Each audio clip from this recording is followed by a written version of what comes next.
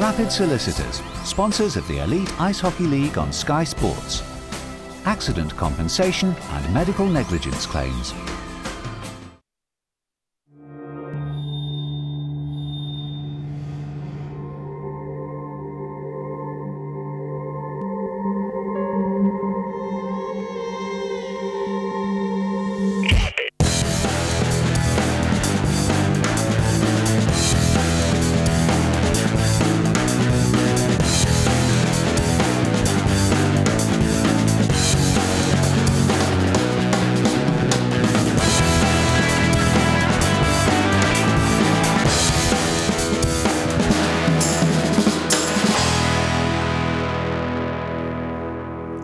Hello and welcome to the Rapid Solicitors Elite Ice Hockey League highlight show here on Sky Sports.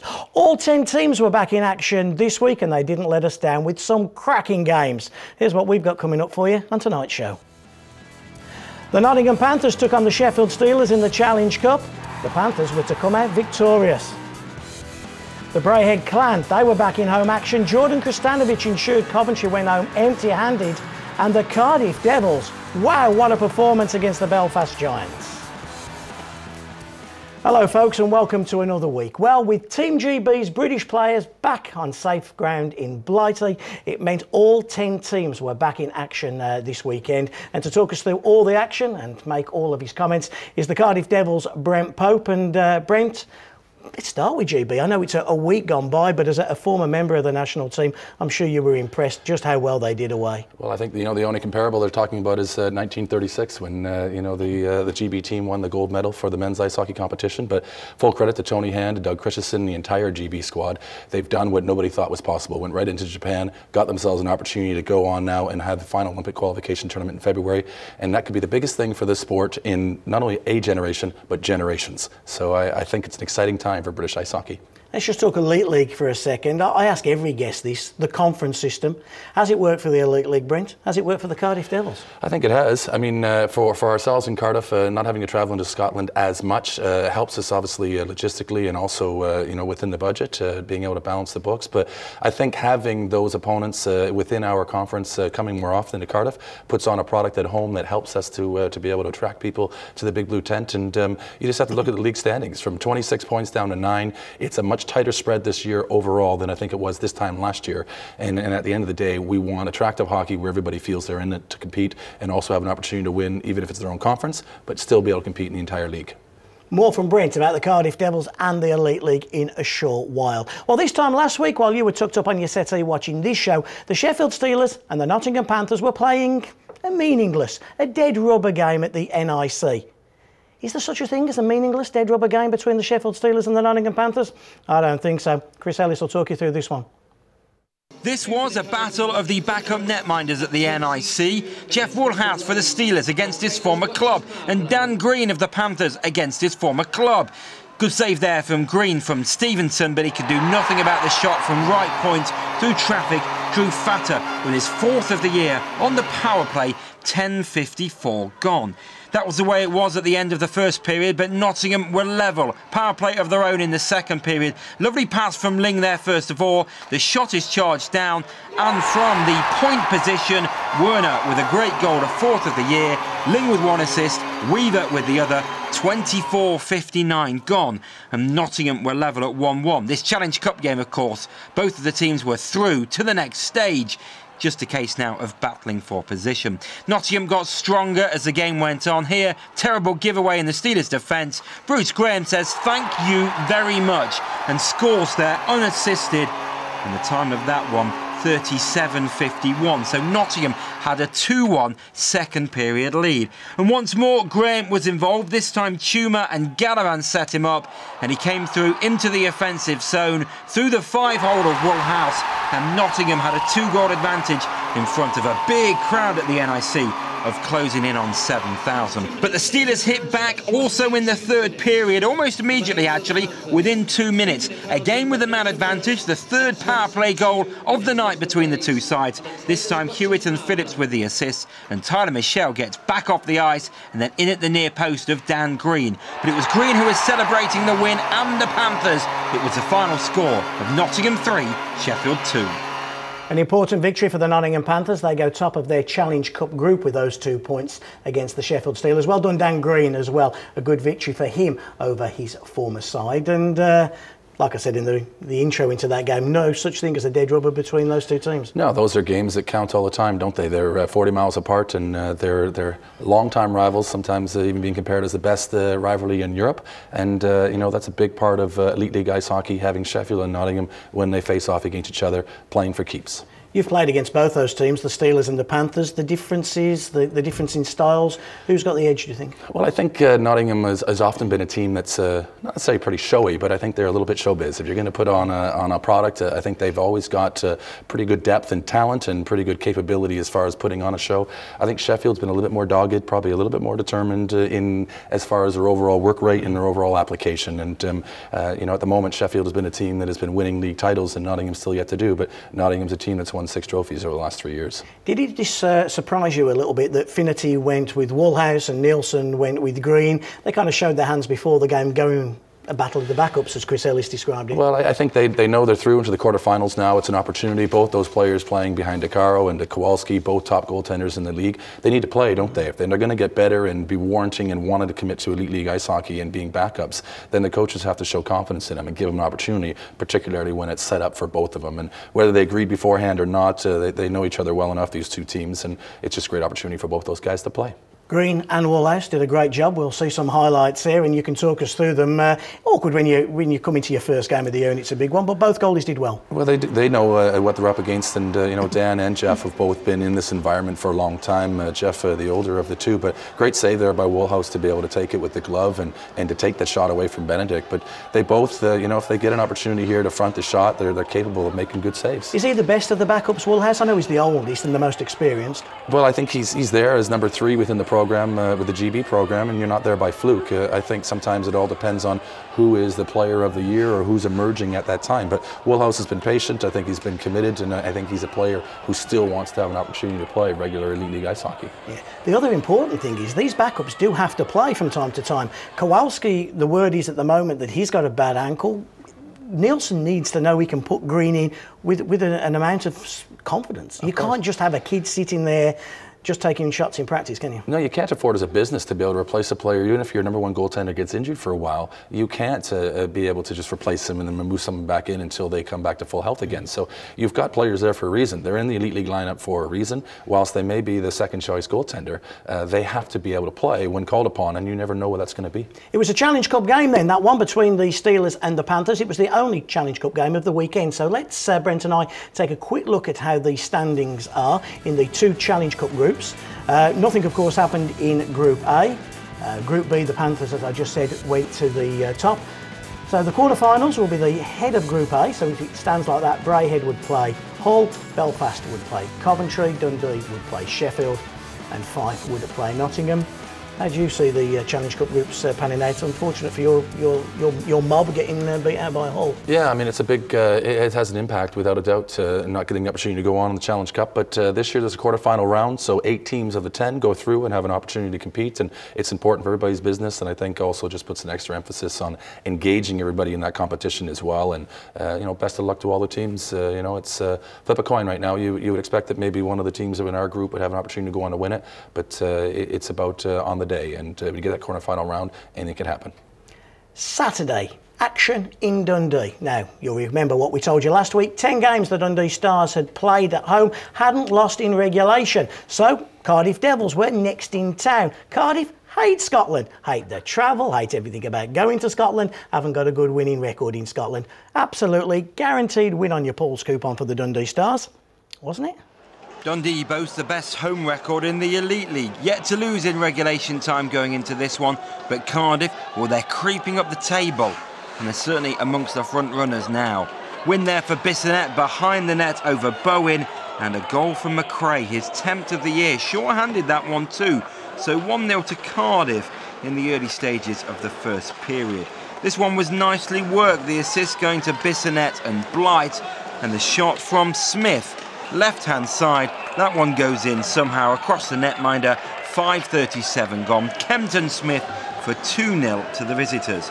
So things were totally going their way, and it continued to be that way in a first period where they outshot the Dundee Stars 18-11. Another nicely worked goal, Faulkner and Bissonnette this time with the assists, and Blight scoring an 8th goal of the year. All one-way traffic in the first period. It was similar in terms of shots on goal in period 2, but there was a goal for Ryan and a tip in there to make it 3-1. But Dundee were continually outshot again in this period. 15-6 the stats this time. Blight there going towards the net, but he was lifted off his feet totally there by Baxter and just falls into the netminder. Giveaway by Dundee, that was sloppy, and Faulkner just slipped him for goal number 4 of the night, his first of the night, and it was 4 on the door for the Cardiff Devils. This one was lovely worked by Mackenzie and McRae. Bissonnette, a 4th goal of the year for the EIHL. You're keeping count now, that's 5-1, really going in the visitors' favour. That was 6-1, Mackenzie scoring, McRae and Hill with the assist, and Dundee by then knew that their proud home record, not losing in regulation before this one, was under threat and was about to finish. Nice work from Davis to come out from behind the net to get goal number 7, a 5th of the year for Davis, and still the goals kept coming to period 3 now. Dundee did outshoot Cardiff 10-7 in this period, but the first goal of the period, well, the only goals of the period went Cardiff's way. This one for Blight, goal number 9 of the year for him. Faulkner and then Bissonnette with the assist. Bit of rough stuff on the boards there. A number of players getting involved. No gloves were dropped, but a number of players paired off and had a bit of a wrestle. A few players played on, in fact, and there was a chance in front of the net. But the linesman stepped in and made sure that no one had a fight, and this one calmed down with no major penalties being served. So 8-1 at this stage, and Dundee looking to get back on target, at least get a second, but a sloppy giveaway, a breakaway for McRae. He scores, and it was goal number 9. Final score, Dundee 1, Cardiff 9. The Cardiff Devils never do what you expect, do they? A fabulous win to go up there and not just win, but to win in such convincing style. Well, it's you know, you get off on the right step and you get that opening goal there from McRae. Good work by Bissonnette to create it, but it's just one of those nights you can't legislate for it. You don't expect it. It just happens, and the team that night was just clinical. And Dundee probably just obviously didn't see it coming because they've had such a great home record. You say the key is getting off to a good start. We're going to see the goals now, and we'll start off with that first goal. Yeah. Yes, McRae with a great finish. But Bissonnette, the defenseman knows Bissonnette's coming and he's out of the way before he's even there, isn't he? Well, it's an obvious play. Obviously, Bissonnette, you know, he's comes with a big reputation and he knows that he's coming. It's kind of like the matador who moves the cape but doesn't move the body. And Bissonnette's there to pick it up, and McRae will just deposit it from there. We talk about Faulkner a lot, don't we, as a great signing, but Blight had a couple of goals. He scores a nice one here as well. He's been another good signing. He's gone under the radar with Faulkner doing so well. Well, he has, and you know, you watch him here on the break. Faulkner, a good play, and Blight, but Faulkner's having an outstanding season on his own, but you don't have that sort of success without a running mate, and Blight is most definitely a shotgun man. Yeah. The Cardiff Devils, to be successful, have got to win on the road. It's perhaps an area that's let them down in years gone by. Yeah. This year, putting it right? Well, I mean, to go up and to win in Dundee is important. Maybe dropping a game against Edinburgh early in the year, although they got one in Braehead the night before. But you see how important it is to get those points in the other conference to be able to take them back and for overall standings. But I think it's always been the adage, if you want to win a championship, you end up winning it on the road. And you have to take your home games, and you've got to win on the road too. One team that wants to win their games on the road is the Belfast Giants, and when we come back after the break, we'll see how they got on with the Hull Stingrays, so don't you go anywhere.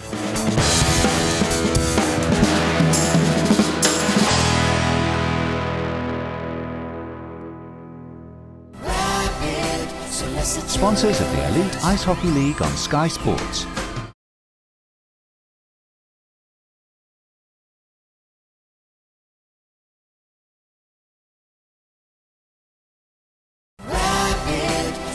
Sponsors of the Elite Ice Hockey League on Sky Sports.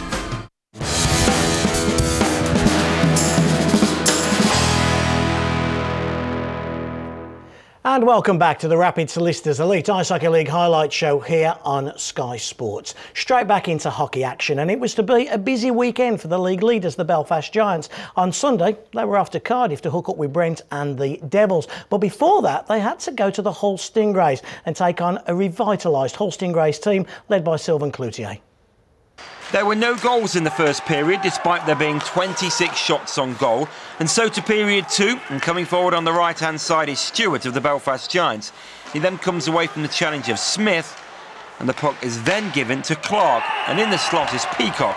So Belfast go ahead, 21-26. In the second period, Belfast had 17 shots to Hull Stingrays 9. So no surprise when they got goal number 2.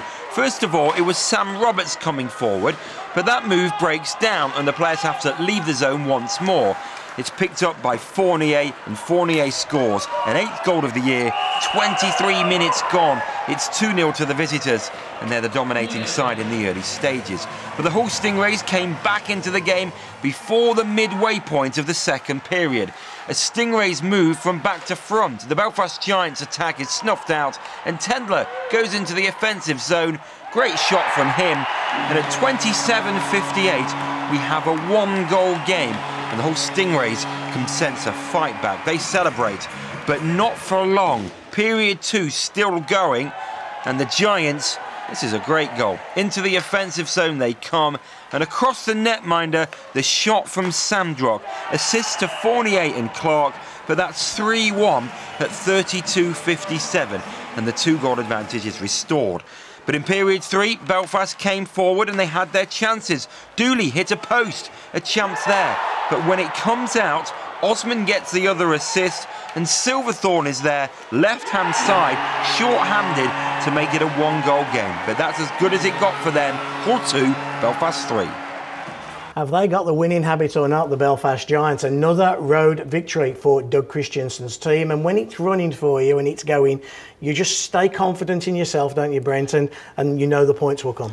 Well, it's winning as a habit, isn't it? Yeah. And once you get into that routine and you know how to go about winning, which obviously the Belfast Giants do, you just stick to that routine. And Doug made a good point to me last week. There's a very fine line between a rut and a groove. And you want to make sure that you keep your team in that channel, but you just want to keep them on that positive side and make sure that you're doing the small things to help you to be successful. Flip to the Hull Stingrays for a second. They look a lot more balanced team. We spoke when we were doing the editing of this show. They've got a lot more offensive punch. We say week in, week out, they don't just rely on Silverthorne and Tendler anymore, and that's what Cloutier needed. Well, I think that comes from Ben Bounds, though. Having a British goaltender in there gives you the extra option of another import up front. So they have an option of running with 5 import defensemen and then having that extra attack up front where they got 2 waves of attack and they aren't just single dimension anymore. So Hull is a real team that is going to give people difficulty to win, and it's going to have a big impact on the conference that we're in, because going up to Hull is a difficult place to go and play, and if they know how to set themselves up, they can make it difficult for any team in this league. Just quickly, before we just go on to our next subject, Robbie Sandrock, I know he's somebody who's impressed you, and playing for Belfast, there was a point or two you wanted to make about him. No, I just think, watching him this past Sunday for Belfast, you look at a defence and how mobile they are and how well they move the puck, but you also have to see how committed they are and how intense and how urgent they are, and making plays in the defensive zone, but also making things happen offensively. Belfast have options up front, and they are an extremely well-coached team, but you have to have heart, and you have to have passion, and you often have to have that leader at the back.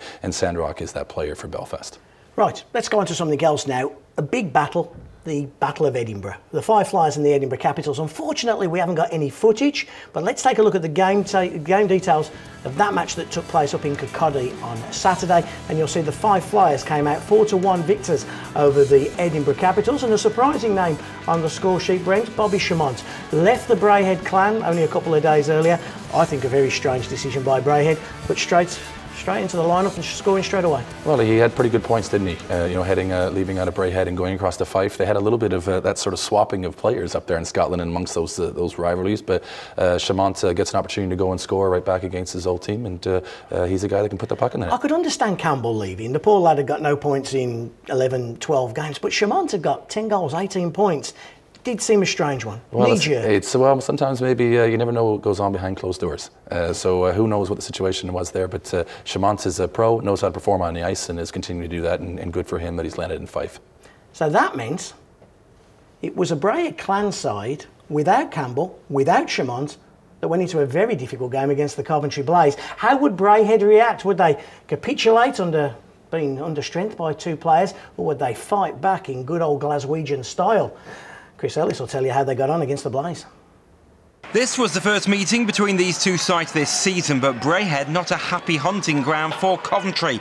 They've lost on 6 of their last 7 visits. The home side went ahead, lovely move down the left-hand side by Hansen, and he set up Robert Farmer for an 8th goal of the year on the power play at 17:47. But the equalising goal was just as good. Bileski into the offensive zone, top of the right circle, and the NHLer gets his 5th goal of the season. 40 seconds into period 2, we're level at 1-1. In period 2, the Braehead clan came right back at the blaze. Lovely cut inside from the other NHLer on show, Drew Miller, a 4th of the year for him, and determination got that one over the line. So 2-1 to Braehead at 33:58. Into period 3, and this is where Braehead began to take control. Right on the doorstep this time, you can see the play develop behind the net, and when the rebound comes in, it is a goal for Krestanovic. Hayward setting it up from behind, the other assist to Walker, and the player coach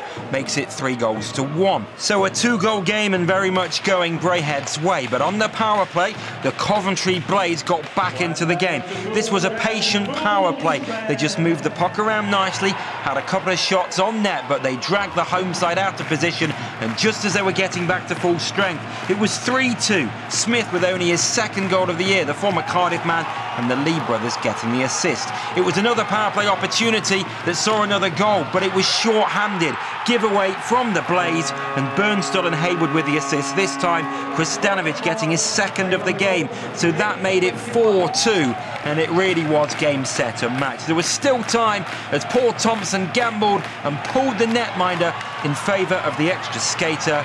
There was still time for one more goal. Jade Galbraith into an empty net, a 12th of the year. Final score in Braehead, it was the Clan 5, Coventry 2. They showed good old Glaswegian spirit, didn't they, the Braehead clan? Could have gone either way, that, couldn't it? You know what it's like, sometimes players feel a bit sorry for themselves. 2 of the mates have got oofed out, yep. But the clan came back and really took it to Coventry. Well, when you have a change like that, you'll find out what your team's made of, don't you? So you make those decisions, guys consolidate, come together. They got a good crowd up there in Braehead, they got momentum behind them, and they go out and get a big performance against Coventry, who will have expected better for themselves with the team they've got this year, and a surprise result, but Braehead can beat anybody. Zemlak was the 2nd coming last year, wasn't he, in Fife, goes to Braehead. But he's absolutely been pounded by fans and by critics up in Scotland, but he bounced back in fine style against a really offensive Coventry side. It's about being consistent, isn't it? And you give yourself your team a chance to win, and you've got to stop that first puck and hope that your team in front of you will get the puck and take it to safety and not allow the 2nd and the 3rd. So not seeing the shots on goal for Zemlak, but he had a great year last year, but you're the surprise product, aren't you? Then all of a sudden everybody knows about what you're about, and guys look at some of your tendencies and find a way to be successful. But if he can bounce back and be consistent, Braehead will be a team down the stretch. We also forget that Jordan Krestanovic, it's a new job for him. It's a new way. He's only been in the job 8-10 weeks still to this day. And a point you made to me, they lost Galbraith until what, 6 weeks before? Exactly. You have that sort of late arrival, late sort of changing, then recruiting and putting your team together, getting the dynamics of your team pointed in the right direction and getting them all on the same page. But to not have Galbraith, who was the league's leading scorer, had a fantastic 2011-12. For 6 weeks at the beginning of the year, you're always going to struggle offensively, and whatever we want to say about doing the job of the defensive end, you still got to put the puck in the net to win hockey games. It's certainly going to get better, isn't it, for the Braehead clan? I still expect them to win their division. Time for a break now. When we come back, well, probably the game of the weekend. Brent was there as well to witness it. It was the Cardiff Devils taking on the Belfast Giants at the top of the league.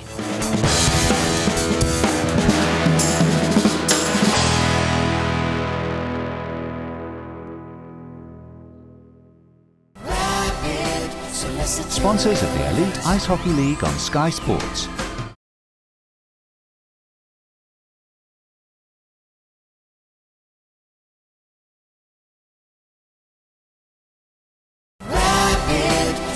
Sponsors of the Elite Ice Hockey League on Sky Sports.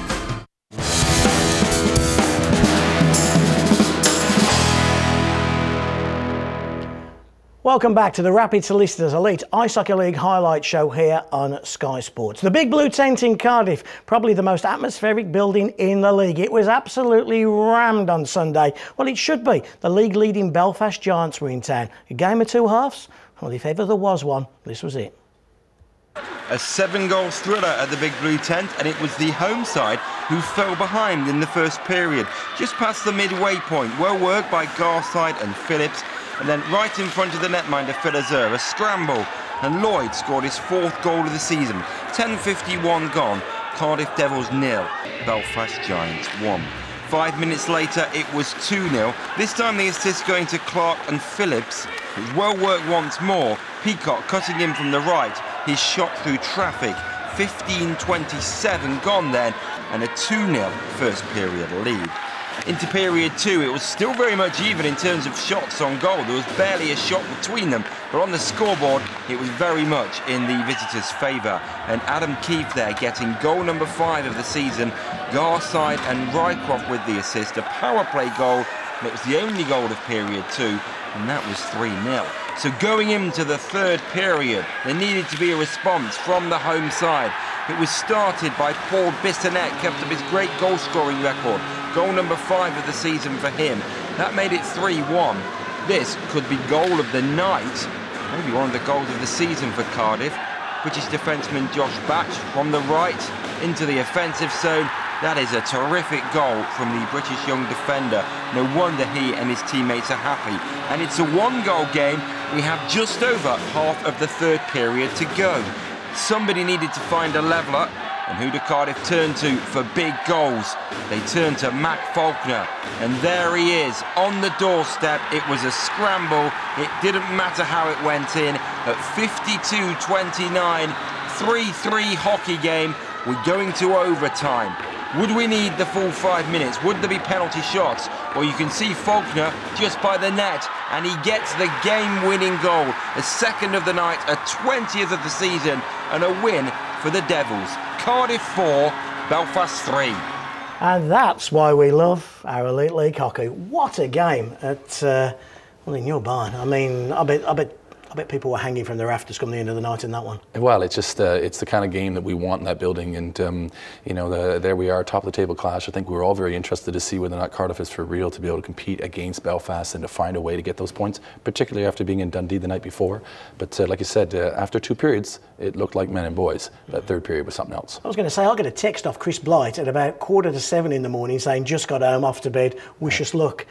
You didn't kind of need any luck. I mean, it was a horrific trip from Dundee back, but your boys battled. And that's the one thing we always say, week in and week out on this show, go into Cardiff, you're in a battle. It didn't look like Belfast had much of a battle for the first half of the game, but by God did they in the second. Well, it's just the first goal that starts it, and even chatting with Rob Stewart after the game, he says, you know, we're trying our best to prevent that first goal, because we know once that first goal goes in and the energy in the building, things start to build for Cardiff and they start to get the win behind them. But they came in our building and beat us 4-0 earlier on this year, and it had shades of that exact same performance again, because everybody was quiet and everybody was waiting. But Bissonnette scores the first one and it just starts to unravel from there. I thought Faulkner should have been the Elite League Player of the Month in September. He won it in October. He's damn close to winning it in November. Let's take a look at these 2 goals he scores. First of all, he ties it, then he goes to win it. How important is he to you? Well, he's involved in the play all the time, and there's nothing he does that isn't with purpose. And he's always making a play happen. This is Bissonnette who gets the opportunity, but it's a loose opportunity here that he just touches off the back post, Faulkner, and he is in the right place at the right time again. And you create your own luck by being in those positions. And here's the second one where it's just here now in overtime, and it's just great puck protection here from McRae, who's one of the best puck managers in the league. And look at the pass from Bissonnette.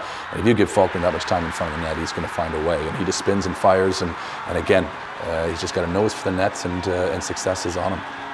Very important win for the Cardiff Devils, but how important a win was that for the Nottingham Panthers, the Sheffield Steelers and the Coventry Blaze? Because somebody's got to start beating the Belfast Giants. They've got to start taking points off them. Well, you just look at the league table. It goes 26, 23, 23, 23, and the whole conference setup, and the idea of it was keeping everybody tight. And the difference, if Cardiff at 3-0 lets Belfast win that game, there's a 6-point spread between Belfast and Cardiff. As a result of that third period, there's only a 3-point spread, and that just keeps the hunt for the league within everybody's grasp, and all those teams are going to beat each other, and they're all very keen to be watching what everybody else is doing on any given night. Tight in the Earnhardt division, tight in the Gardner division as well, and there was a big game on Sunday between the Hull Stingrays and the Edinburgh Capitals. Up to Murrayfield went Klutz and his team. How did they get on? Gardner Conference action here, and the Hull Stingrays may be looking at the right end of the conference table, but both sides at the bottom of the Elite League table and looking to do something about it. First period action and a delayed penalty. Off goes the netminder, and this is well worked by the Stingrays into the offensive zone. It's Tendler with the shot, the save is made, and there's the rebound. 1-0 Hull Stingrays, 18-20 gone. They're ahead in Murrayfield. So to period 2, the home side needed to start to make a comeback, and they didn't do anything really in terms of scoring till halfway through. But when they did score, it was a terrific goal. One end of the ice to the other, battling down in front of the net, and the rebound comes in just to the right of the net. It's single from Senko's shot, and at 30-35, we have a 1-1 hockey game. But almost immediately, all that good work was undone. Edinburgh coming forward on the power play, but the puck is intercepted, and Silverthorne comes away from the challenge right-hand side. The feed is to Dooley, and a second of the year for Curtis Dooley. And at 30-33, it's 2-1 to the Hull Stingrays in Murrayfield, and they're looking the strongest side. It stayed that way until the closing stages, and the netminder was pulled in those closing stages, and into an empty net was Tendler for a 14th of the year. Good win in the end for the Stingrays. Final score, Edinburgh 1, Hull 3. So important to win on the road. We said at the start of the show about Belfast winning on the road. Exactly the same for the Hull Stingrays, especially in those inter-conference games. It's just going to help them. Well, it's like you said, it's about having an opportunity to say they're first in their conference there in Hull, and gives them some local profile. You know, they've recruited well. They put together a strong team, and it comes from the top, though. You got Sylvain Cloutier, who's a hockey man, a guy who's done it in North America and has done it here and makes that product now work in Hull, and has found a way and has stuck with it. And they're having a strong season, and they're a good-looking team. Every team looked at Ozelines, didn't they? He was scoring hundreds of goals in the EPL for the Sheffield Steel Dogs. Yep. Everybody had a look at him, but it was Cloutier that took the gamble, if it was a gamble, to go for him.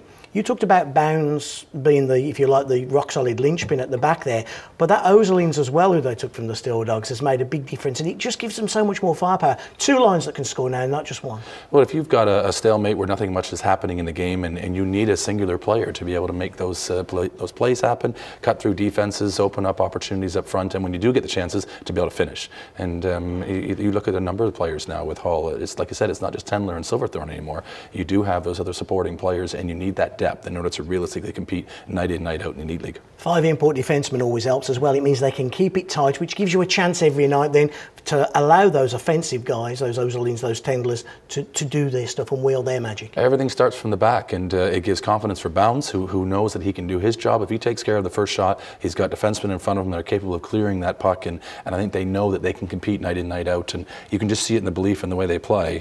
They are a team that will make life difficult for a number of teams this year. Well, whilst Hull were in Edinburgh, the 5 Flyers had made the journey down to Sheffield. Not to the arena, but to Ice Sheffield. Steelers, of course, coming off the back of that defeat in Nottingham on Friday night. Chris Ellis will talk you through this one. 5 Flyers are yet to win away from home in the Elite League this season, and they fell behind in the first period to a lovely work goal. Phillips with the pass to Saric. What a play from him. He's cool, he's calm, he's collective. And a great play from Limpride, a 7th of the year for him. 7:02 gone, a well-worked goal, and the Sheffield Steelers were leading in Ice Sheffield. It got even better for them on the power play, a touch over 2 minutes later. This time, Le Gui and Saric got the assist. And in the offensive zone was Shields in the slot. So that's 2-0, 9:05 gone, not even midway point of period 1. And the Steelers are celebrating, and they're leading by 2-0. You see this shot on the replay all the way along the ground almost, just lifts slightly off the floor. It's 2-0 Sheffield.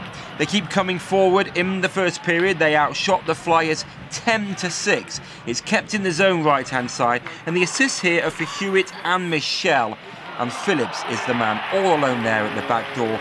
13-14 gone. It's a 3-0 hockey game.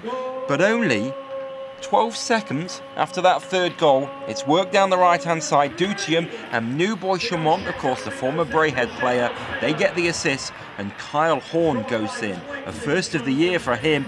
It's 3-1 then at the end of the first period. To period 2, and we're coming to the end of that second period. and Dolan and Keller this time. They're the men involved to set this goal up. It comes from behind the net and then left side, and all alone on the right-hand side of the net is Casey Haynes, a 13th goal of the year for him. You'll see it on the replay. It's created there on the left. It goes across the netminder, and there is Haynes to find a way through. It's a one-goal game, and then Fife thought they'd levelled. Chameau, back door, into the back of the net, but the net was off its moorings. Referee Michael Hicks in the perfect position to see that the net is off its moorings just as Chameau puts that rebound into the back of the net. So still a one-goal game. We're going to the final stages, into the final 90 seconds now. Netminder is pulled, and Danny Myers and Stevenson combine to set up Le Gouy, a 12th of the season, into an empty net, and another 2 points for the Sheffield Steelers. Final score in Ice Sheffield, Steelers 4, the Fife Flyers 2. I was at that game at Ice Sheffield, and I can tell you, Brent, the Fife Flyers will be a bit disappointed. They never went home with a share of the points, especially second and first part of the third period. They came very hard, and they're a much improved side, aren't they? They certainly are. I think they learned a lot from last year, realising they needed to recruit a little bit stronger, with a little bit more depth. Casey Haynes had a great start of the season for him too, but if that Sheffield arena, Ice Sheffield, is a little bit quiet, it becomes difficult to generate your own emotion, and it becomes an advantage sometimes to the away team. The Sheffield Steelers, if they are going to challenge for the title, they've got to make sure, though, at home they beat the likes of the Fifes, the Edinburghs and the Dundees as well. And they found a way, even if it took an empty net goal to do that. No, exactly. I mean, they're a strong team that has a bunch of options from the back out from Dakar all the way up to Le Gouy, who finishes there with the empty net. But we were talking about Saric there, who's a long stay, who's been there now, we talk about 8 years. There's a guy that's been a cornerstone of that outfit for that long, and seen a lot of faces come and go. But he's been a big part of that identity and making sure that team is consistent. Well, we can have a look at Rod Saric now. He was so instrumental in the opening for the Sheffield Steelers. They got off to the best of starts. Well, this is him carrying the puck now across the blue line. He's just waiting for some support, comes up and just leaves it perfectly for Limprite, and that's just a fantastic finish. But it's the delay from Saric that gives that easy finish for Limprite.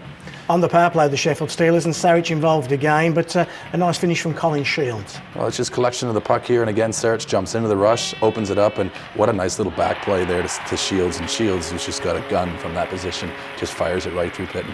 The Five Flyers came back 3-1 at the end of the first period. This was the second period, a period they dominated, and I'm sure Sheffield won't be happy about that goal. Well, it's just the quiet Haynes, just sitting in a small area behind the nets where guys just forget about him for a moment, and it's a great finish there from Fife. Chamont thought he tied it 3-3 here, and I must admit, when I first saw it, I thought he had as well, but he hadn't had. Dakar knew what he was doing there. That's a veteran goaltender move. He makes a low recovery save, he comes across aggressively, and he knows once he makes a save, he's probably going to buy himself time by maybe potentially making accidental contact with that post. Yeah. The Sheffield Steelers, as a whole, rammed with stars, the Gertsons, the Limprites. Have they been that offensive threat, that team that has dominated that perhaps many thought they were going to be at the start of the year? Well, they made a move early, didn't they? They were expecting a lot out of their sniper early and make a move there, and there hasn't been quite something fitting yet for Sheffield. I mean, they're right there in the hunt like everybody else is, and if you can stay right in the thick of things and still not be at your best yet, then you've got an opportunity to compete for this title again. Two other teams that are right in the thick of things are the Coventry Blaze and the Nottingham Panthers. And when we come back after the break, you'll see a crackerjack of a game at the Sky Dome Arena, so don't go anywhere.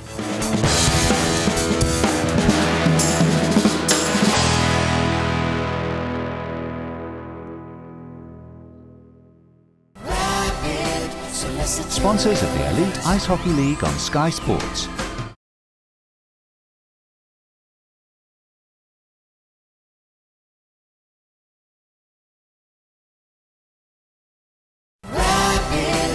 Sponsors of the Elite Ice Hockey League on Sky Sports.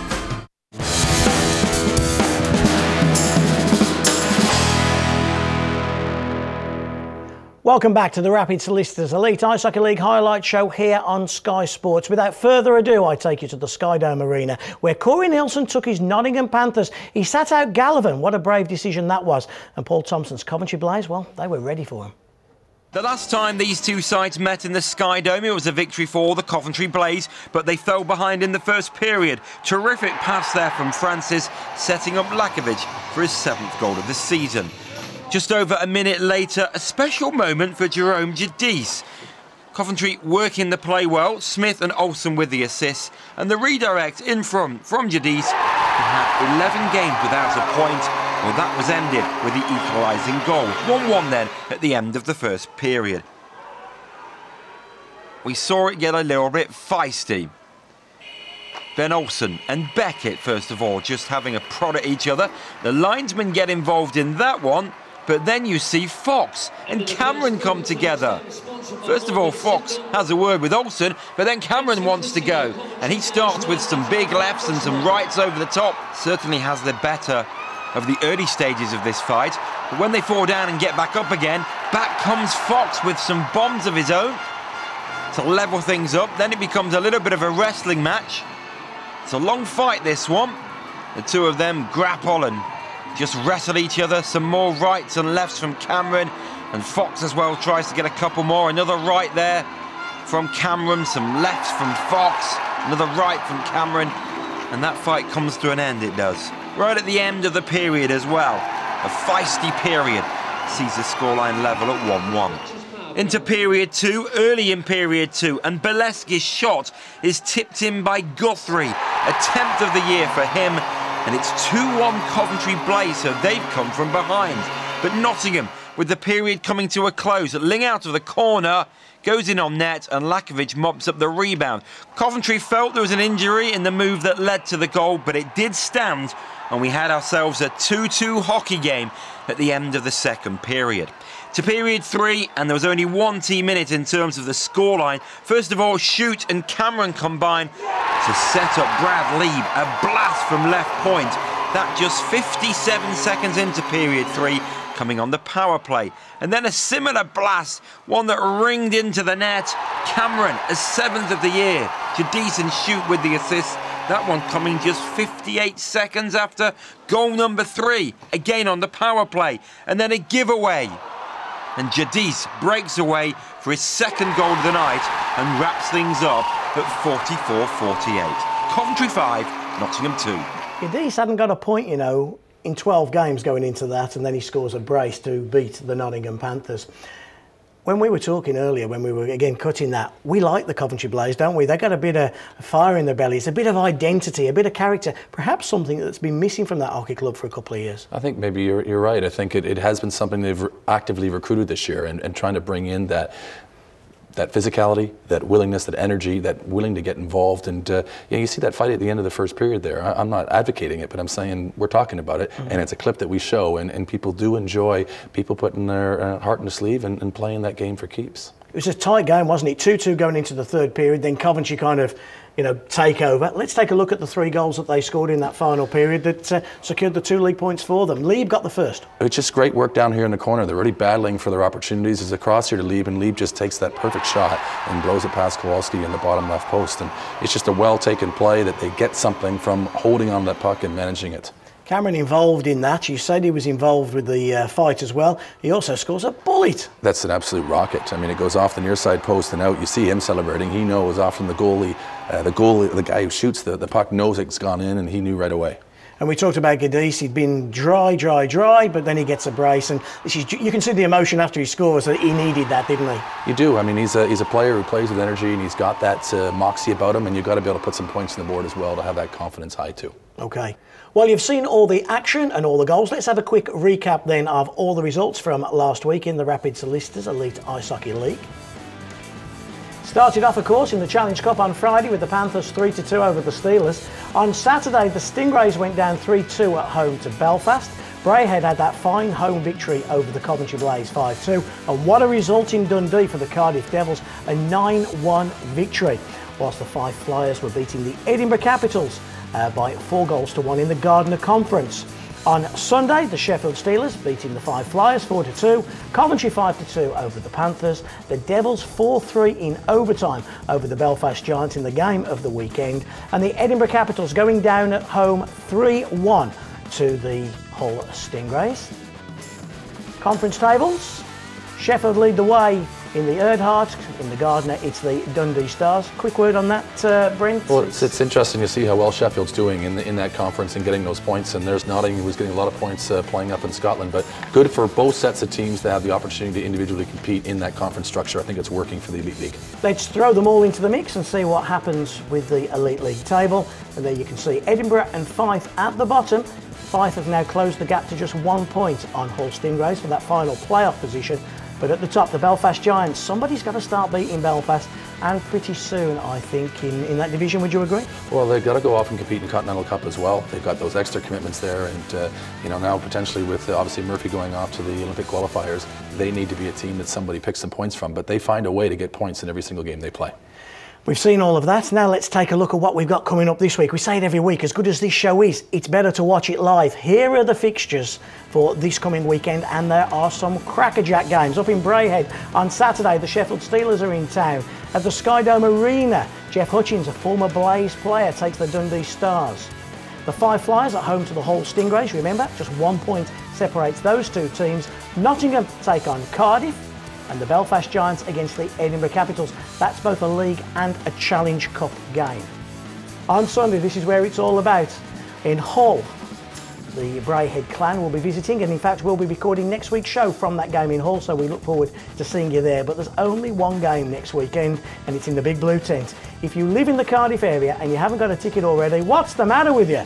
Get that game. It's the rematch between the Devils and the Coventry Blaze. You'll be able to see all the action, all the hits, all the goals, and I'm sure a fair bit of shenanigans from the Big Blue Tent in Cardiff next week on our show. We've been promoted. We're on Sky Sports 2 next Friday, a 6 p.m. start. If you miss that, then we have a repeat at 10:30 a.m. back on Sky Sports 4 on Saturday morning. Very quick word just to finish with. Just talk to us about that game, Cardiff versus Coventry on Sunday. Well, it's just they're two teams that play in similar sized buildings, that play with a lot of energy and play with a lot of passion, and I just look forward to seeing them both do that here on Sunday for the good of the sport, for the good of hockey in Cardiff, and for Coventry too. Okay, it's all about emotion. If you can get a ticket for that game, go and see it. If not, any other Elite League game. We'll see you next week. There'll be plenty to talk about, I guarantee you.